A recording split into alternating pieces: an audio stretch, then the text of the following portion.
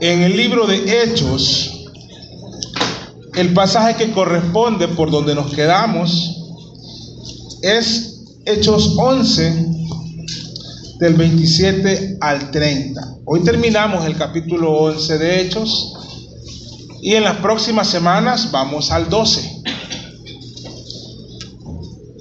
Casi llevamos la mitad del libro ya, hermanos. Vamos a leer desde el versículo 27 hasta el 30. Yo voy a leer esta revisión, una revisión que todavía no ha salido al comercio, pero por la gracia de Dios tenemos algunos ejemplares, a Reina Valera SBT, por si encuentran alguna pequeña, mínima diferencia. Dice la palabra de Dios: y en aquellos días unos profetas descendieron de Jerusalén a Antioquía, y levantándose uno de ellos, llamó a Agabo, daba a entender por el Espíritu que habría una hambre en toda la tierra habitada, la cual también sucedió en tiempo de Claudio César. Entonces los discípulos, cada uno conforme a lo que tenía, determinaron enviar socorro a los hermanos que habitaban en Judea. Y así lo hicieron, enviándolo a los ancianos por mano de Bernabé y de Saulo. Bendita la palabra de Dios. Querido Dios y Padre, en esta mañana nos gozamos, nos alegramos de estar en tu casa, Señor, y darte tributo de alabanza, gloria y honra en cantos, en ofrendas, en diezmos, en amor fraterno, Padre Celestial, en la oración, en la lectura de tu palabra, en congregarnos y sobre todas las cosas, en abrir tu palabra, leerla y meditar en ella, en exponerla para que Cristo sea exaltado, para que tu iglesia sea santificada, para que nuestras almas sean enseñadas, exhortadas, encaminadas, redarguidas, Señor. Oh Padre, qué hermoso es este tiempo. Haz que sea hermoso por la dirección de tu Espíritu Santo. Concédeme entonces humildad. Déjame humildad. La necesito, Señor, para exponer tu palabra, para que tu palabra no tenga estorbo para llegar al corazón, a la mente y a la vida de los que oyen. En el nombre de Jesús. Amén. Una iglesia generosa. Hay iglesias a las que, por voluntad de Dios, Él les otorga a la iglesia en general un liderazgo especial para asuntos que tienen que ver con el reino de Dios. Estas iglesias que tienen estos liderazgos fuertes son de influencia positiva para otras iglesias. Lo que ellos hacen, el ministerio que desarrollan, es de bendición para otras iglesias y por lo tanto también se convierten en un modelo a seguir para otras iglesias, para aquellas que ven la obra del Señor con humildad. Nadie la ve como una competencia, sino como una bendición. Este es el caso de la iglesia de Antioquía que se nos narra aquí en el capítulo 11 del libro de Hechos. Entre las cualidades que destacan en esta iglesia está que contaba con una membresía de hermanos que eran muy activos predicando el evangelio en la ciudad, de tal manera que esto los había llevado a crecer, como dice la Sagrada Escritura, en un gran número. Además, era una iglesia con uno de los equipos de trabajo y de los equipos de liderazgo más fuertes de la historia de nuestra fe cristiana. Como ya lo hemos dicho en el estudio de este capítulo, en esa iglesia estuvieron juntos nada más y nada menos que Bernabé y Pablo, aprendiendo de ellos como uno de sus líderes estaba Juan Marcos. En otro momento estuvo con ellos ahí en Antioquía Silas y muchos otros que fueron ahí parte del liderazgo de esta iglesia. Al contar con estos líderes, lograron establecer y desarrollar un sistema de discipulado robusto. Ahí lo dice en el versículo 26, cuando se juntaron ahí Pablo y Bernabé todo un año, enseñaron a mucha gente. Tenían un sistema de discipulado robusto, donde la iglesia creció en el conocimiento de Dios y de las Sagradas Escrituras.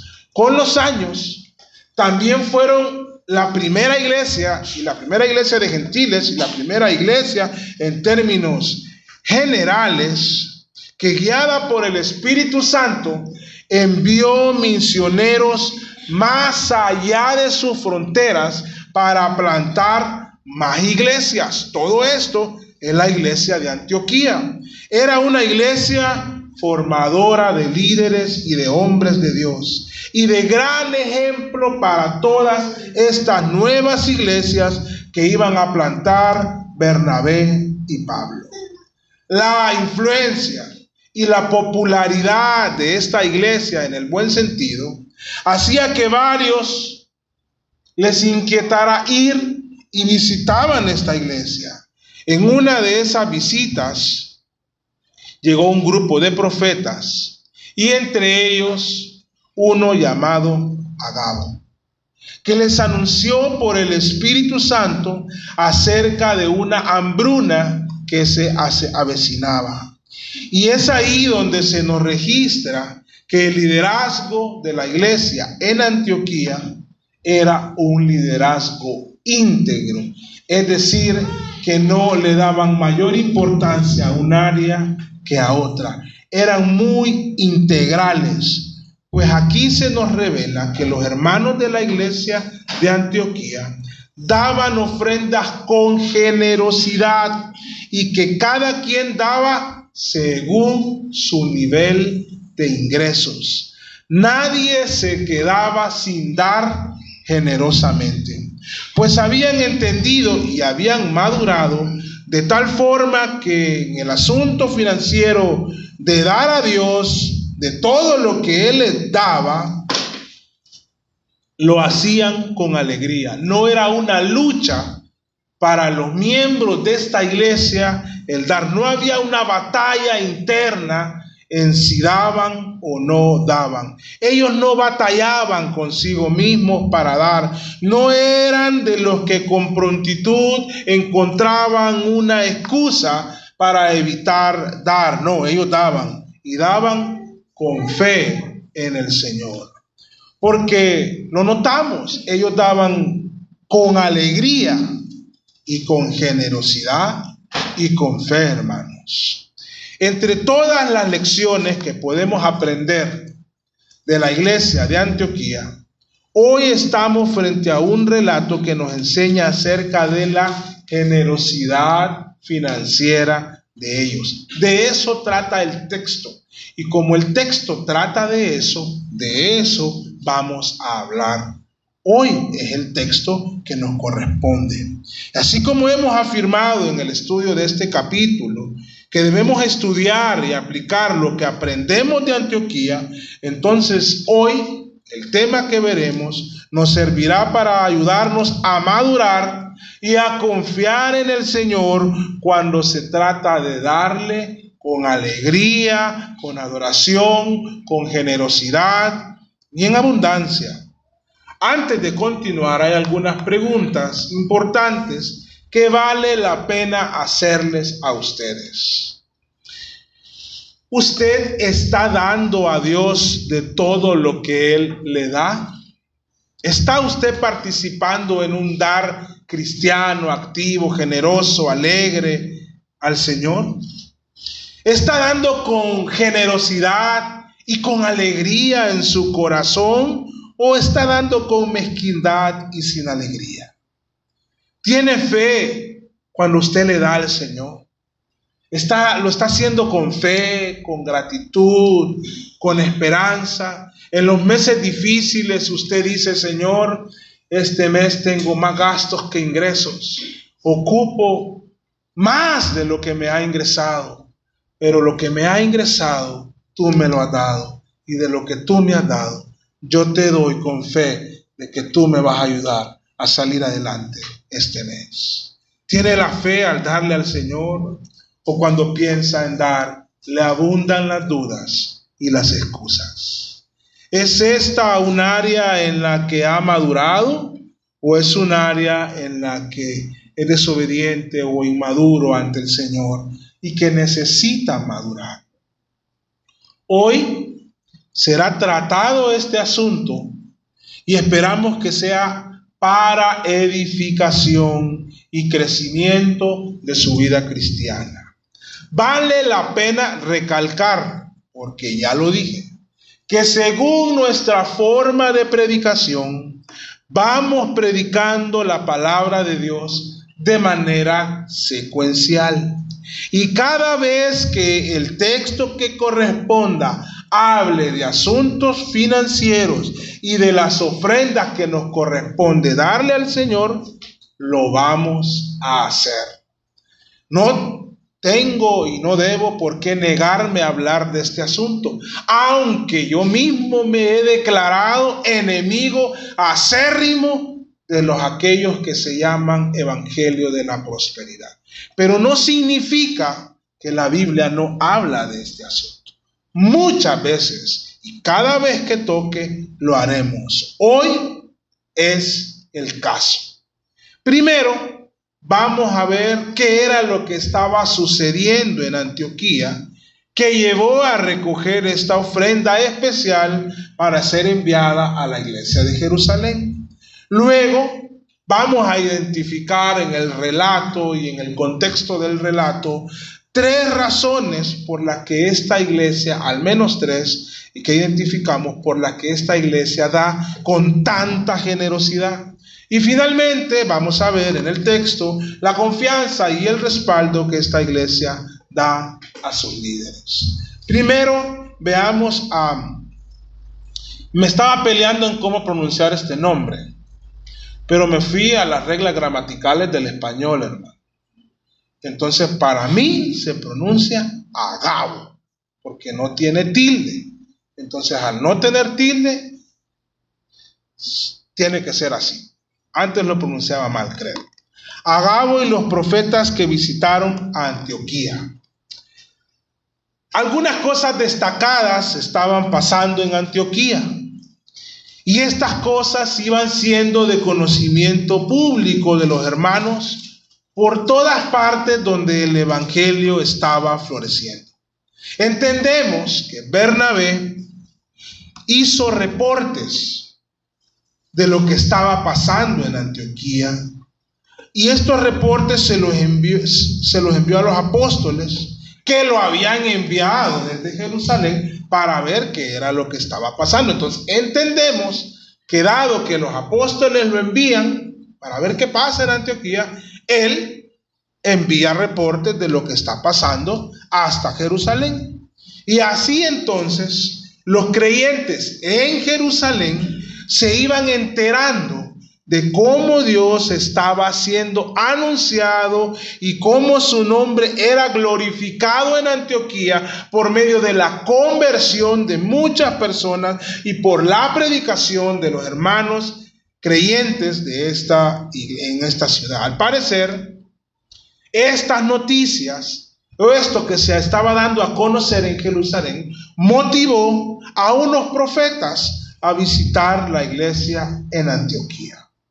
Aunque el asunto que destaca Lucas en el capítulo 11 de Hechos es acerca de una iglesia de gentiles en la ciudad de Antioquía, Lucas no pasa por alto el hecho de que estos hombres que tenían el don de profecía van a esta ciudad y al estar ahí tienen comunión con la iglesia.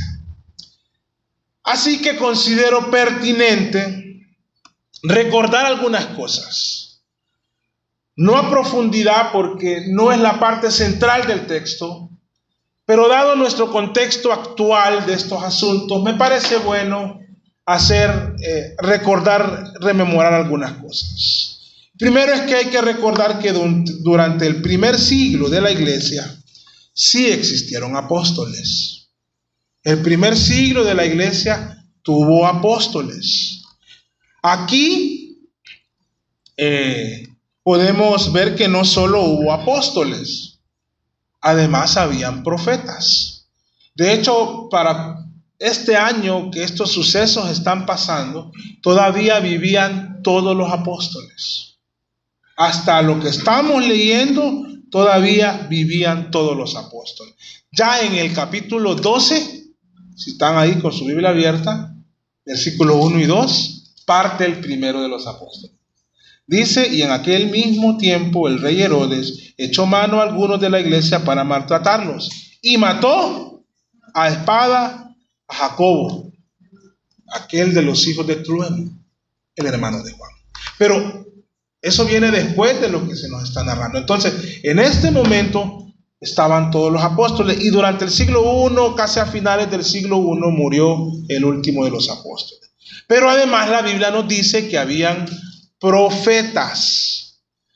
No son estos profetas como los profetas del Antiguo Testamento, en temas de influencia ni en temas de cómo fue su ministerio. En el Nuevo Testamento, no es que no hubo profecía. De hecho, el apóstol Juan hace una profecía en Apocalipsis, pero profetas como tales, él era un apóstol que le fue revelada esta profecía, pero profetas como tales, no encontramos un Isaías, no encontramos a un Jeremías, a un Ezequiel, a un Elías, a un Eliseo. No los hallamos, hermanos, en el Nuevo Testamento. Pero hay profetas, la Biblia lo está diciendo. Algo que también es muy importante acotar, dando un poco de información para lo que quiero explicar, es que no fue hasta finales del siglo I,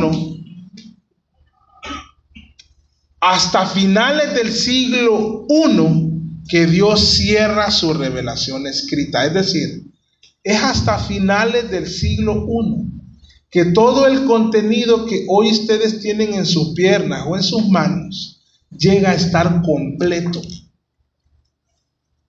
Cuando está pasando estos sucesos en Antioquía, creemos que fue a mediados de los años 40. Todavía, hermanos, no estaba el Nuevo Testamento. No existía en su totalidad. Dios no había cerrado la revelación escrita. De hecho, estaba iniciando el Nuevo Testamento. Hasta entonces no existía la Biblia como la tenemos hoy en nuestras manos. Y entonces Dios seguía hablando, como lo dice Hebreos 1, seguía hablando de muchas maneras o de muchas formas. Por ejemplo, a través de profetas. Pero siempre era por el Espíritu Santo. Y nosotros creemos que el Espíritu Santo es Dios, porque así lo enseña la Biblia. Y Dios no miente, ¿verdad? ¿O Dios miente, hermano? No. Y Dios no se equivoca, ¿verdad? ¿O sí se equivoca? Entonces, si un profeta habla profecía de Dios, ¿puede ser mentira? Una contradicción. ¿Podría equivocarse? Si es palabra de Dios, hermano. No puede haber error. No puede un profeta dar una posibilidad de que las cosas existan. Entonces, un profeta en términos generales siempre hablaba por el Espíritu Santo. En el caso del término profeta, sobre todo en el Nuevo Testamento, si hacemos un estudio minucioso, se refiere en el término más generales, en los términos más generales pero reales, se refiere a alguien que habla en nombre de Dios. De hecho, eso eran en el Antiguo Testamento los profetas. Hablaban en nombre de Dios. Es decir, de alguna manera, lo que hoy podríamos decir predicadores. Aquellos que anuncian la palabra de Dios en términos generales. Pero el tiempo en que esto está aconteciendo, que es la década, como les digo yo, de los años 40 del siglo I, estaban todos los apóstoles y había profetas. Aquellos con el don del apóstol finalizaron con el don del apostolado, finalizaron con la muerte de Juan, porque según las Sagradas Escrituras, para tener el don del apostolado, no el título, el don del apostolado, tenían que haber estado con Cristo y haber visto con sus ojos al Cristo resucitado. Entonces, el último de ellos que murió fue Juan a finales del siglo I. Los profetas, en el sentido de aquellos que recibían revelación de parte de Dios, aquellos que tenían el don de que Dios les hablaba de alguna manera especial también, de esta manera esos profetas también fueron desapareciendo a medida que Dios finalizaba de inspirar la Biblia completa. Porque ya Dios estaba revelando la totalidad de su plan y de la culminación de nuestra redención en el sentido de la segunda venida de Cristo. Entonces ya Él lo estaba dejando por escrito. Entonces este tipo de profetas se fueron también desapareciendo cuando la Biblia se completó. Y a medida que ellos iban desapareciendo o dejando de estar, se fueron estableciendo personas con otro oficio, casi traslapándose también en el siglo I y están hasta nuestros días. Son los pastores y evangelistas y los maestros. En cada una de las iglesias se establecían pastores.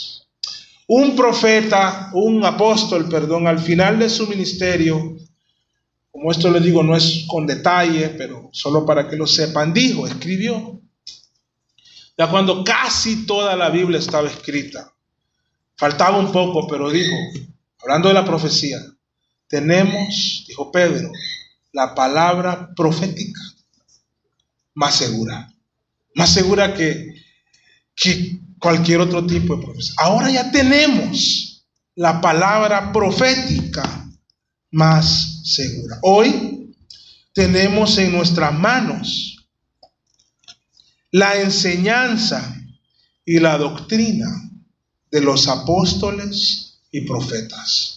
Aquí está, hermanos. Aquí tenemos en nuestra mano la enseñanza y la doctrina de los apóstoles y de los profetas. Es decir, que de alguna forma el ministerio de aquellos del siglo I, apóstoles y profetas, de alguna manera está siendo, y de muchas maneras, está siendo de edificación para nosotros ahora en el año 2024. O sea que aquí está con nosotros su ministerio. No obstante, ahora quienes lideran y guían a la iglesia son los ancianos o pastores o obispos. Es lo mismo, obispo en el sentido de supervisión, anciano en el sentido de sabiduría, pastor en el sentido de cuidado, pero básicamente más se les conoce como pastores. Como les digo, no es el tema central de este texto, pero sé que surgen preguntas que no me gusta. Ya me conocen ustedes, dejarlas mucho en el aire cuando aparecen estos asuntos. Hoy, para la guianza del Señor, además de los pastores, hay un gran apoyo en evangelistas y maestros que sirven al Señor. Agabo era uno de esos profetas del siglo I que estaban en Antioquía. Hoy hay muchos que se llaman apóstoles, pero bíblicamente no lo son. El título si quieren que lo tengan, pero el don no lo tienen. Y hay muchos que se hacen llamar también profetas. A veces le pegan, no sé cómo hacen, hermano, pero generalmente erran. Generalmente son mentiras. Entonces de 100 cosas que dicen, le pegan a 2 y con esas viven. Y estafan. Generalmente para mí son charlatanes. En su mayoría. Ágabo era uno de los profetas que estaba en Antioquía, que había llegado de Jerusalén. Y Ágabo daba a entender por el Espíritu, siempre es por el Espíritu, hermano, que habría una gran hambre. Lucas nos afirma que se trata de la época de la hambruna que sucedió en tiempos de Claudio César. Lo vimos ahí, ¿verdad? ¿Quién era Claudio César? Un César, un emperador romano. Fue emperador romano desde el año 41 hasta el año 54 de nuestra era, después de Cristo. Y según varios registros históricos de reconocidos historiadores, más o menos durante el periodo que hubo esta hambruna, estamos hablando de historiadores antiguos, fue que dejaron registrado, esta hambruna pasó aproximadamente entre el año 45 y 46. Se arruinaron muchas cosechas y hubo hambruna. Agabo dice esto de la hambruna a la iglesia, de algo que se avecina, y estaba hablando por el Señor. Y la iglesia de Antioquía reacciona de la forma que tenía que reaccionar. Los de Antioquía no se limitaron solo a llenar sus bodegas y no se limitaron solo a prepararse por si esta hambruna les llegaba también a la ciudad de Antioquía o les llegaba a ellos. Fueron más allá y levantaron una ofrenda especial como una muestra de la generosidad que ya existía en ellos. Hermano, esa gente no se quedaba con nada. Escuchaban el evangelio y querían dárselo a los demás. Tenían maestros y no tenían problema en enviarlos a otros lugares a que fueran a plantar iglesias. No tenían esa pesadez. Se nos va Pablo. Imagínense una iglesia que se le vaya a Pablo, hermano. No, ellos daban con alegría y buenas ofrendas también. De lo que les daba económicamente, les caía, lo daban. Ellos daban, hermanos, eran una iglesia generosa. Entonces esto no fue nada más que una muestra de la generosidad que ya existía en ellos. Y recordaron esta ofrenda y la enviaron a la iglesia de Jerusalén, de quien ellos ya habían recibido ayuda y bendición. Muestra de eso, de esa ayuda, o a la ayuda a la que me estoy refiriendo, era la misma presencia de Bernabé en Antioquía. De Jerusalén habían enviado a este siervo de Dios a ver qué pasaba, y Bernabé se quedó ahí en Antioquía. Entonces, esto fue lo que llevó esta profecía o estas palabras de este profeta, fue lo que llevó a la iglesia a reaccionar y a levantar una ofrenda. En el versículo 29, esto resumiendo el versículo 27 y 28. Ahora el versículo 29 nos dice que la iglesia dio, dice, entonces los discípulos o los creyentes o los cristianos en Antioquía, cada uno conforme a lo que tenía, determinaron enviar socorro o dar una ofrenda para los hermanos que habitaban en Judea. Ellos dieron, hermanos, y dieron con generosidad. El dar, hermanos, es algo en que toda la iglesia debe participar, sin excepción alguna. Es posible, ya ha habido entre nosotros gente que realmente es pobre, hermano. Aquí ha habido muchos de ustedes sabrán a quién me refiero. Aquí ha habido que nos ha visitado, cada vez que le ayudamos se pierde, hermano, como 3 meses, se le da ayuda. Yo le digo, hermano, no le demos ayuda todos los domingos porque queremos que venga, es más importante su alma. Pero no, él viene y viene bien bañado. Él no tiene dónde reposar su cabeza. Duerme un día en un lugar y otro día en otro lugar. Esa es gente pobre. Y aún él, cuando pasa la canasta, da ofrenda, fíjense, hermano. Esa es la realidad. Y en esta iglesia nadie se quedó sin dar con generosidad. Todos participaron. Aquí vemos que se habla de los discípulos de Antioquía. No se está refiriendo solo a las 3 o 5 o 10 familias que sostenían la iglesia, porque no era así. Muchos me dicen, no, generalmente eso es poca la gente que da. Sí, pero eso no es lo bíblico. Y tenemos que tener fe que Dios puede mover una iglesia a que todos participemos del dar con alegría. Aquí no se está hablando solo de las familias que tenían los mayores niveles de ingresos. No, hermanos. Se está refiriendo a los discípulos de Antioquía, a todos los de la iglesia de Antioquía. Aquí notamos que todos deben dar. El dar y el sostenimiento financiero de la obra de Dios no es solo responsabilidad de unas pocas familias o de unas pocas personas en la iglesia. Es responsabilidad de toda la iglesia, de todos nosotros. Dios nos ha dado un trabajo, un negocio, un ingreso. Hermanos, hagámoslo con alegría.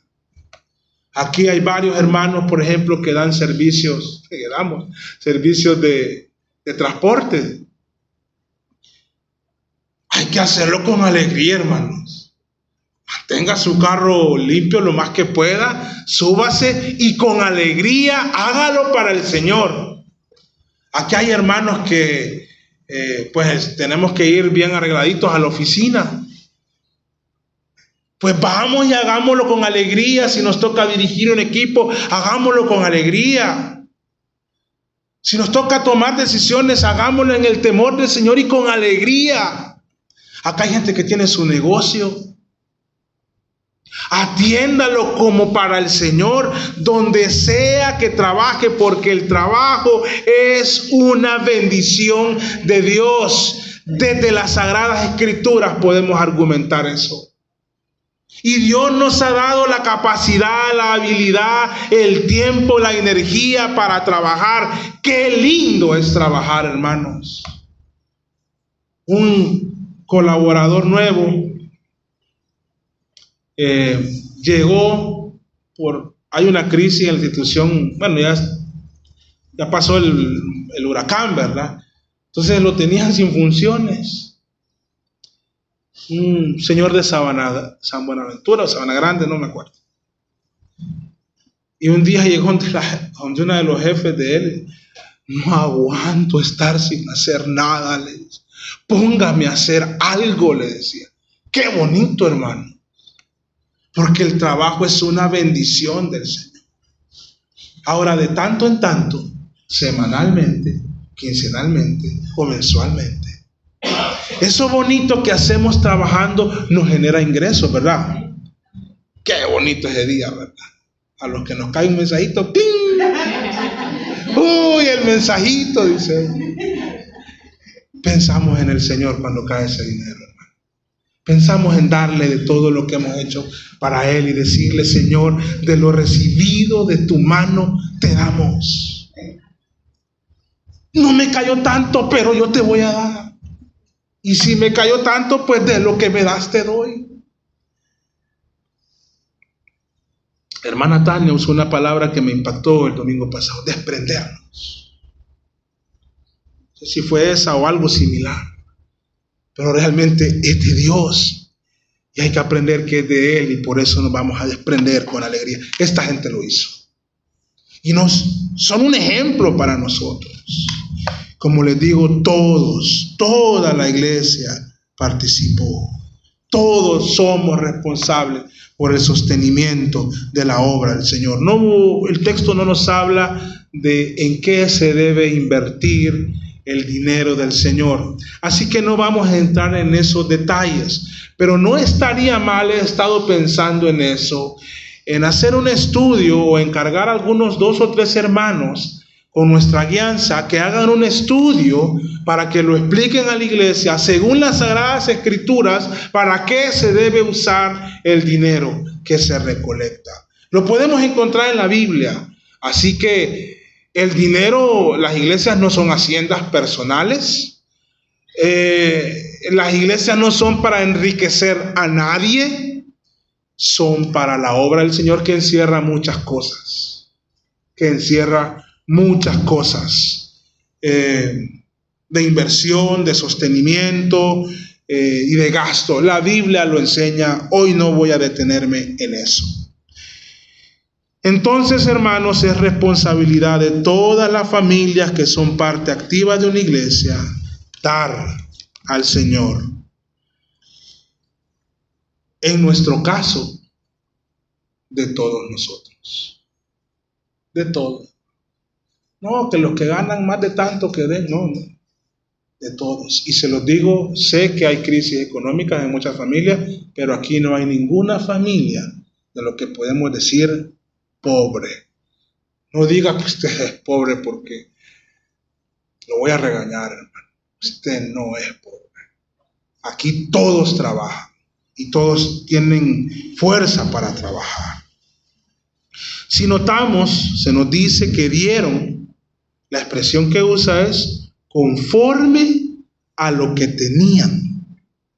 Vea la descripción.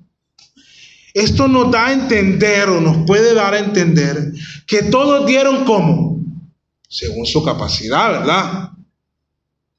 Eso es lo que la Biblia nos está diciendo. Dieron según su capacidad. La Biblia no nos lo dice, pero no sería descabellado pensar que los líderes de la iglesia de Antioquía establecieron un porcentaje para esta iglesia especial, en especial un porcentaje de los ingresos de cada uno, que cada uno tenía. Y la iglesia, con generosidad, con obediencia y con sumisión y con alegría, dieron cada uno según lo que correspondía, según como lo dice Lucas, conforme a lo que tenían. Allá Pablo le escribe a los corintios, ustedes dieron con su fuerza, les, incluso más allá de sus fuerzas, que a veces es bueno hacerlo. Yo conozco un caso de alguien que en una ocasión, no sé, no voy a decir si es bueno o malo, no lo veo malo, tampoco bueno que veo que sea una obligación, pero esa persona lo quiso hacer y yo me enteré. Se puso en su corazón dar el salario de un mes. Por fe, hermano. Y lo dio. O sea, hay gente que a veces no solo da conforme a lo que tiene, sino más allá de lo que tiene. Hoy mucha gente está siempre dispuesta a dar, pero a dar excusas. Y muy pocos están dispuestos a dar según Dios les ha dado. Ofrendas al Señor para gloria de su nombre. Cuando yo leo la Biblia, en estos creyentes de Antioquía dieron conforme a lo que tenían, veo a personas de todos los niveles de ingreso dándole al Señor. Yo creo que es bueno enseñarle a la iglesia esto, porque es necesario que le demos al Señor con alegría. Nos pueden criticar, pero quien nos conoce sabe que estamos hablando esto desde las Sagradas Escrituras y no con un propósito de llenar nuestros bolsillos, sino de enseñarles a ustedes a ser obedientes al Señor. Vale la pena que revisemos algunas razones que podemos decir desde el libro de Hechos que hicieron que los de Antioquía fueran tan generosos hacia los hermanos de Jerusalén, pero más aún tan generosos para darle al Señor. Primero, creo que uno de los elementos que hizo que esta iglesia fuera tan generosa es que tenían a un pastor, a un líder sumamente generoso. Así que la exhortación no solo va para allá, hermano. también viene para acá. ¿De dónde saca eso, pastor? Ah, de Bernabé. Si quedó registrado en las Sagradas Escrituras, es porque seguramente, sin que Bernabé fuese su intención, se sabía, se conocía que este hombre había vendido una de sus propiedades y la había dado íntegramente al Señor. Yo me imagino a Bernabé, porque era un pueblo, hermanos, era una ciudad, Antioquía no era un pueblo, era una ciudad. Y él, me imagino, viviendo ahí en la ciudad y la gente llegando a su casa y él atendiéndolos con generosidad. Me imagino con la generosidad que predicaba el evangelio y con la generosidad que él se caminaba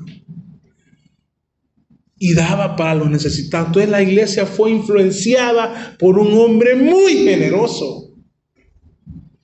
¿Cómo no iban a aprender a dar si quien les estaba enseñando y liderando, él daba? Ustedes pueden encontrar eso en Hechos 4, 36 y 37. Otra razón por la que yo creo que esta generosidad estaba muy fortalecida en el corazón de estos hermanos de Antioquía es por la buena enseñanza bíblica, doctrinal y teológica que Bernabé y Saulo o Pablo daban a la iglesia. El versículo 26 dice, 11:26, y se congregaron todo un año allí, habla de Bernabé y Saulo y Pablo con la iglesia, y enseñaron a mucha gente.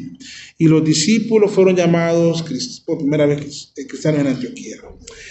Ahora, ¿por qué yo creo que esta influencia tuvo que ver con esta generosidad? Porque cuando a Pablo le toca hablar de enseñanza, lo hace tan bonito, hermano. Ustedes leen 2 Corintios, el texto que estábamos leyendo.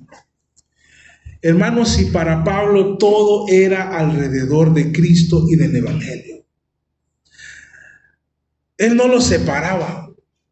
Entonces, cuando miramos en el capítulo 8 de 2 Corintios, en el versículo 9, vean cómo él está hablando del dar y lo que trae aquí. Porque ya conocéis la gracia de nuestro Señor Jesucristo. Vean qué lindo. Que por causa de vosotros, ¿qué dice? Se hizo pobre, siendo rico.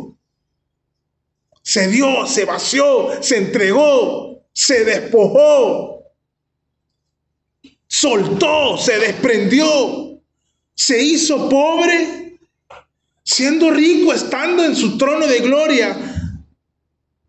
Se hizo pobre siendo rico, dice, para que vosotros con su pobreza fuesen enriquecidos. Y está hablando del dar, hermano, lean, esta ofrenda para los santos.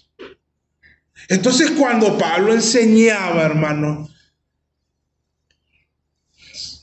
cuánto hubiera dado por aprender de Pablo, por sentarme y escuchar de este hombre cómo enseñaba de bello. No era grosero cuando estaba enseñando del dar, estaba enseñando el evangelio. Y con propiedad les decía, bueno, si nosotros tenemos el ejemplo de nuestro Dios que se despojó de toda su gloria y con toda su riqueza se hizo pobre, para que en esa pobreza que él sufrió nosotros fuésemos enriquecidos, está de menos que nosotros le demos de lo que nos da. Así en el versículo 9 está el texto, el capítulo 9 de 2 Corintios, está ese texto tan popular, pero eso digo, 9:6, el que siembra escasamente, escasamente también segará, y el que siembra generosamente, generosamente también segará. Y está hablando del dar, cuando uno dé, cada uno dé como propuso en su corazón, no con tristeza ni por necesidad, porque Dios ama al dador alegre, y poderoso es Dios para hacer que abunde en vosotros toda gracia, a fin de que teniendo siempre en todas las cosas todo lo suficiente, abundéis para toda buena obra. Entonces creo que otra de las razones, además de tener la influencia del liderazgo de un hombre generoso en el evangelio, con sus bienes y con su vida, pues estaba dando su vida por ellos, también tenían a alguien que les enseñaba el evangelio y les enseñaba que que darle al Señor es algo que nace en el mismo evangelio de Cristo.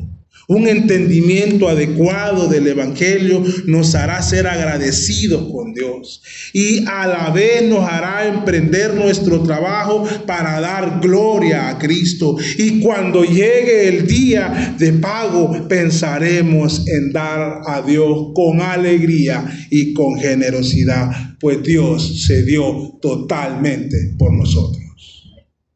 Y creo que otro elemento que está ahí es la fe en el Señor.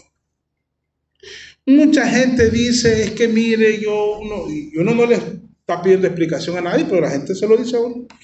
Y yo no sé quién da aquí, hermano, y quién no da. Hermano Denis, ¿sé yo quién da, quién no da? Yo no sé quién da, quién no da. Si me doy cuenta a veces porque algunos hermanos me avisan, mire, pastor, para que revisen que mandé una transferencia. Hermano Denis, revise que mandaron una transferencia, pero son muy pocos de ustedes. Y yo lo hago con alegría y el hermano sí confirmaba, qué bueno. Pero yo no sé quién da, quién no da. No sé cuánto dan. Así que estoy hablando con toda libertad, hermanos. Yo sé cuánto doy yo y sé cómo lo doy, pero yo no sé cuánto dan ustedes. Entonces, pero sí creo que estos hermanos de Antioquía dieron como dan todos. Por eso sé que así es con confianza en Dios. Usted puede tener deudas, que las tenemos, compromisos, preocupaciones. Y eso puede abrumarnos de tal manera que mejor no le damos a Dios. Pero si tenemos confianza en aquel que es poderoso para proveernos todo lo suficiente, nunca vamos a tener una excusa para darle al Señor. Con alegría, según nuestra capacidad y con constancia.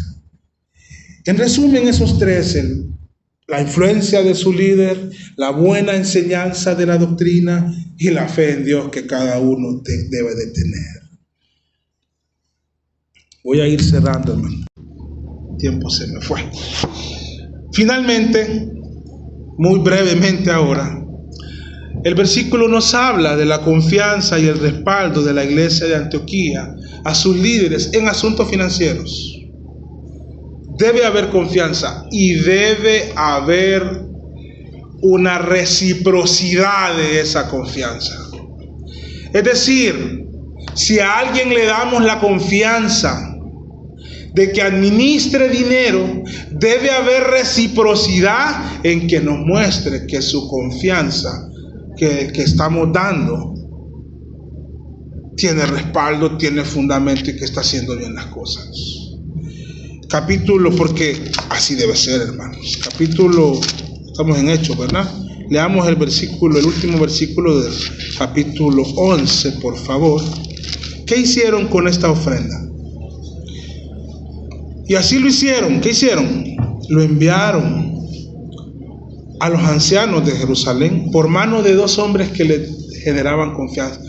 Yo, con el respeto de los demás hermanos de Antioquía, no con un término de decir que alguien es más que otro, sino históricamente hablando, teológicamente hablando, ministerialmente hablando, enviaron a sus 2 mejores hombres. No anduvieron que el sentimentalismo, romanticismo. Mandemos a Bernabé y a Saulo, hombres íntegros con este camión de ofrendas que estamos mandando, con esta furgón de dinero en efectivo. Mandemos a nuestros hombres de confianza, seguramente algunos más. Pero me enviaron a Bernabé y a Saulo. Qué confianza, qué respaldo, ¿verdad? La iglesia hoy es saludable que tenga administradores que no sean los pastores. Es lo más saludable.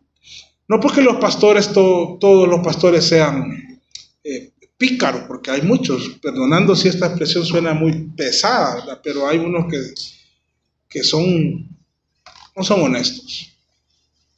Y ha pasado. Pero aun si fuesen honestos, Si fuésemos honestos, lo más saludable para cualquier iglesia es que no sea el pastor el que administre los recursos de la iglesia. Estar enterado y todo lo demás, sí. No significa que no estamos en capacidad de hacerlo, pero es lo más saludable que no lo hagamos. En este caso ellos lo hicieron. Todos estamos tranquilos de que Pablo y Bernabé han llevado esta ofrenda, porque eran hombres íntegros. Es que el problema no está en que no administre, el problema está en que se administra adecuadamente. Bueno, hermanos, voy a cerrar aquí porque ya me dieron las 12, hermanos. Y si no me fijo en el reloj, me pega la 1 de aquí. Así que voy a hacer una conclusión muy breve. Cristo se dio por completo y nosotros como cristianos debemos dar de lo que Él nos da. Si Dios es generoso, su iglesia no puede ser tacaña. Seamos generosos. Enseñémosle a nuestros hijos a dar. Que cuando pase la canasta, dele con generosidad a su hijo para que demos y que nuestros hijos vean que nosotros damos. Con alegría, hermanos, si es que Dios no va a dejar de proveernos nunca. Así que, hermanos, más señales que una alarma no puede haber, ¿verdad? Que el Señor les bendiga. Vamos a orar. Bendito Dios y Padre, gracias por tu palabra. Ayúdanos, Padre, a controlar mejor el tiempo cuando exponemos tu palabra. Usted sabe, Padre, que para nosotros es un deleite si tú estás siendo glorificado, y esperamos que así sea. Usa esto, Padre, para la edificación, la madurez, el ánimo de la iglesia, en darte con alegría cada vez que reciben sus salarios, sus ingresos, sus bonos, sus honorarios o sus pagos.